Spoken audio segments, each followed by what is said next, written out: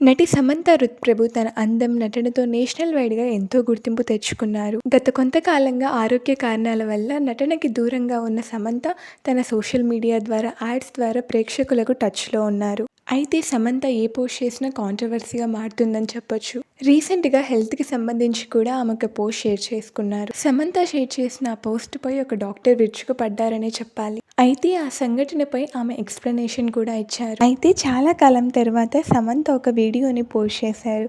ఆ వీడియోలో మునుపటి సమంత లాగా చాలా బ్రైట్‌గా కనిపిస్తున్నారు. సమంత షేర్ చేసిన వీడియో ఏంటంటే, ఈ విషయం ఈ లైట్నింగ్ మార్నింగ్‌లో నాకు మీతో షేర్ చేసుకోవాలనిపించింది. నేను బాగా రెస్పెక్ట్ ఇచ్చే ఒక వ్యక్తి ఈ విషయాన్ని చెప్పారు. నిన్ను ఏదైతే బాధ పెడుతుందో దాని నుంచి నువ్వు నీ డెస్టినీని పొందుతావని చెప్పారు. అది వినగానే నాకు చాలా మంచిగా అనిపించింది.